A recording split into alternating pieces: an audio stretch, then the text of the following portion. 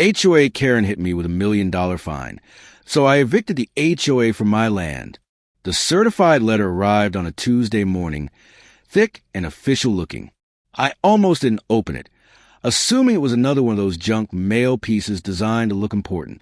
But the return address caught my eye, Pinecrest Meadows Homeowners Association. I tore it open standing in my driveway, still holding my coffee mug.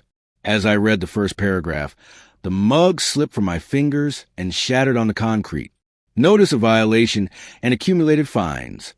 $1,247,500.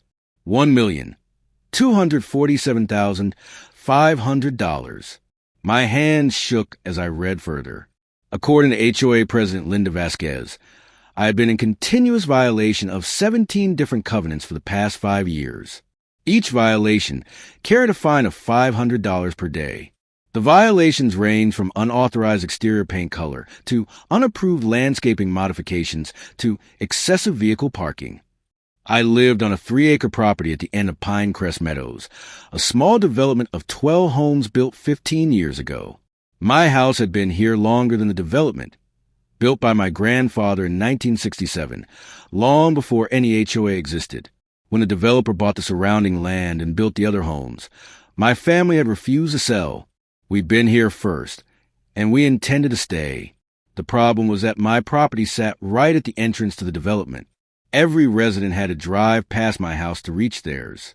And Linda Vasquez had decided that my house, with its original 1960s ranch styling, my grandfather's old pickup truck in the driveway, and my vegetable garden in the front yard, was an eyesore that lowered everyone's property values.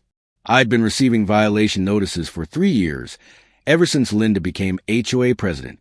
I'd ignored them all, operating under the reasonable assumption that since I wasn't part of the HOA and never signed any covenants, they had no authority over me.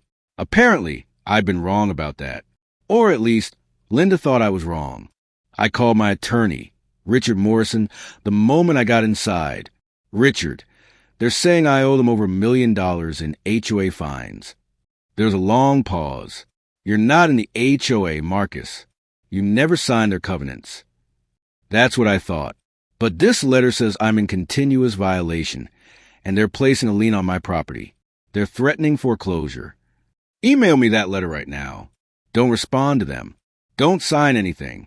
I'll look into this immediately. 2 hours later, Richard called back, and his voice was tight with anger. Marcus, this is one of the most aggressive HOA overreach cases I've ever seen. Linda Vasquez filed a lawsuit 3 years ago claiming that your property is technically part of the development because it shares the access road. She argued that you're receiving a benefit from HOA-maintained infrastructure and therefore should be subject to their rules. That's insane. My grandfather built that access road in 1965. The HOA just repaved it. I know. And here's the worst part. She got a judgment in her favor. The case went through without you knowing because the court notices were sent to an old address. There's a default judgment saying you're subject to HOA authority. My blood ran cold. How is that possible? It looks like she deliberately used an outdated address from old property records. The judge signed off without you having a chance to defend yourself. Now she's using that judgment to justify these astronomical fines. So what do? We appeal the judgment, obviously. But Marcus, there's something else you need to know. I pulled the property records going back to 1962. Your grandfather's original deed includes something very interesting, an easement clause. What kind of easement? The kind that might just solve your problem. Can you come to my office? I need to show you this in person. An hour later, I sat in Richard's office, staring at faded documents spread across his desk. My grandfather's original property deed, dated 1962, showed that he'd owned not just 3 acres, but 17 acres, the entire area where Pinecrest Meadows now stood. In 1989, your grandfather sold 14 acres to Westbrook Development Company, Richard explained, running his finger along the text. But look at this clause in the sale agreement. I leaned forward, reading. Seller retains perpetual easement rights over all access roads, common areas, and recreational facilities developed on the sold property. Any homeowners association form must obtain written consent from seller for exclusive use of common areas. I don't understand. I said, what does this mean? Richard smiled, and it wasn't a friendly smile. It was the smile of a lawyer who just found a winning hand. It means your grandfather sold him the land, but he kept the rights to the roads and common areas. When the HOA was formed in 2009, they never got written consent from your family to take control of those areas.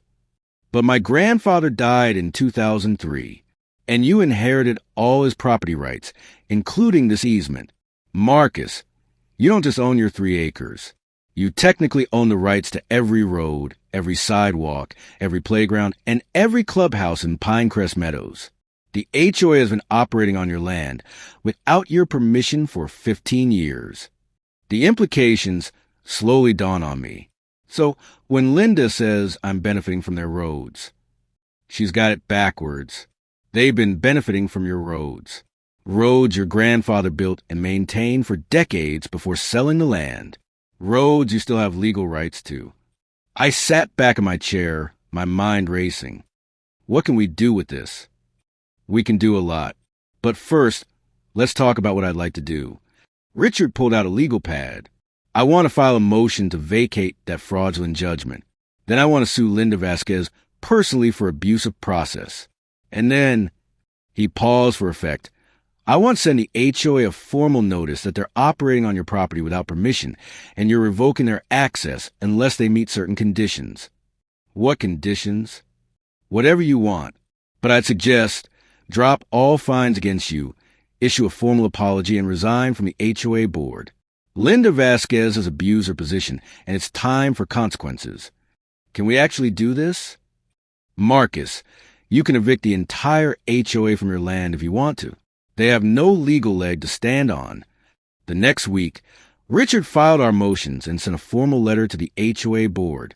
The letter was a masterpiece of legal writing, detailing exactly how the easement worked and what it meant for the HOA's operations. The key points were simple. Marcus Williams held perpetual easement rights to all roads and common areas in Pinecrest Meadows. The HOA had never obtained the required written consent to operate exclusively on these areas. Effective immediately, the HOA was operating without authorization. Marcus Williams was prepared to install gates and revoke access unless terms were met. The response was immediate and explosive. Linda Vasquez called me directly, her voice shaking with rage. This is extortion. You can't threaten to cut off access to people's homes. Actually, Linda, I can. Those are my roads. My grandfather built them. You never had permission to take them over. The HOA has maintained those roads for 15 years. And I've maintained my property for 58 years. But that didn't stop you from trying to find me $1 million for it. This is insane. You're insane. I'll have you arrested. For what? Enforcing my property rights? The same rights you claim to be enforcing against me. I kept my voice calm, which seemed to infuriate her more. Here's what's going to happen, Linda. You're going to call an emergency HOA meeting. You're going to present my attorney's letter to the board, and you're going to let them decide whether your personal vendetta against me is worth more than their ability to access their homes. She hung up without another word. The emergency meeting was scheduled for Saturday at the community clubhouse, a building that, technically, sat on land I had easement rights to. Richard advised me not to attend, but I couldn't resist. I wanted to see Linda's face when her carefully constructed authority crumbled. I arrived early and sat in the back row. The clubhouse filled quickly with confused and angry residents who received urgent notices about a property access crisis. Linda stood at the front with the other board members, her expression grim. She started the meeting by trying to spin the situation as me being a difficult neighbor who was holding the community hostage. But Richard had prepared for this. He'd sent copies of all the relevant documents to every homeowner in advance. A man named Robertson stood up, holding the documents. Linda, I'm a real estate attorney. I've reviewed these papers. Mr. Williams is absolutely correct. The original easement was never properly transferred. Legally, he has every right to control access to common areas. This is a technicality. Linda snapped. No, another woman said, Standing. This is you trying to steal someone's property rights because you don't like how his house looks. I've seen those violation notices you've been sending him. 17 violations? For what? Having a garden? Parking his truck? You've been harassing this man for years. More residents stood up, and suddenly Linda was facing a revolt from her own community. You filed a lawsuit using a fake address to prevent him from defending himself. Someone called out, "That's fraud. You're trying to foreclose on a house that's been in his family for 60 years. All because you think his vegetable garden is an eyesore." Linda's face turned bright red. "Everything I've done has been to protect our property values. That house is bringing down the entire neighborhood." "No," I said, standing up. Everyone turned to look at me. "What's bringing down this neighborhood is having an HOA president who abuses her power, manufactures violations, and tries to steal people's homes because of a personal grudge." The room erupted in applause. Linda looked like she wanted to sink through the floor. The vote was unanimous. Linda Vasquez was removed as HOA president effective immediately. The board agreed to drop all fines against me, issue a formal written apology, and reform their violation policies. In exchange, I agreed to grant them proper easement rights to the common areas, with specific clauses protecting my property from future harassment. But that wasn't the end. Richard's investigation into the fraudulent lawsuit uncovered that Linda had falsified documents and knowingly used an incorrect address to prevent me from receiving notice. She was sued personally for abuse of process, fraud, and intentional infliction of emotional distress. The case settled out of court. Linda paid $47,000 in damages and legal fees, resigned from the HOA entirely, and sold her house within 3 months. I never saw her again. The new HOA president, Robert Chin, came to my house a week after Linda left. He brought a bottle of wine and a handwritten apology on behalf of the community. "I want you to know that most of us never supported what Linda was doing," he said as we sat on my porch. "We thought the violation notices were legitimate HOA business. We didn't realize she was manufacturing them out of spite." "I appreciate that," I said. "Your house doesn't bring down property values, by the way. I've looked at the comps.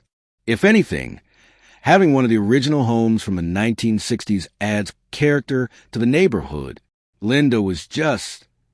He trailed off, a bully with a clipboard. "I finished." He laughed. "Exactly. We reformed the whole violation system. From now on, any violation has to be approved by 3 board members, not just the president. And we're going to focus on real issues, not personal vendettas." That sounds like a good change. "Oh, and one more thing." He pulled out a document. "We'd like to formally grant you an honorary membership in the HOA. No fees, no obligations. Just a symbolic gesture that you're part of this community and always have been." I took the document and smiled. "On one condition." "What's that?" "I get to keep my vegetable garden." Robert grinned. "I think we can manage that." 3 months later, I stood in my front yard, tending to my tomatoes and zucchini. The garden was bigger now, sprawling across half the lawn. No one had complained. In fact, several neighbors had asked for gardening advice. My grandfather's old pickup truck still sat in the driveway, but now it had company. Robert's classic Mustang was often parked next to it when he came by for weekend chats. The house was still painted the original 1960s color scheme, and it would stay that way. The access road, my access road, technically, had been repaved with money from the HOA budget, but this time with my permission and input. They'd even installed a small plaque at the entrance. "Original road built by George Williams, 1965. As I watered my tomatoes that afternoon, I thought about the $1 million fine that had started this whole mess. Linda had tried to use inflated authority and manufactured violations to force me out of my own home. Instead, she lost everything: her position, her credibility, her money, and eventually her house. The lesson was simple. Authority without legitimacy is just bullying. And bullies tend to be very surprised when their victims fight back with actual facts and actual rights. I picked a ripe tomato, warm from the sun, and took a bite. It tasted like victory, and it tasted like home.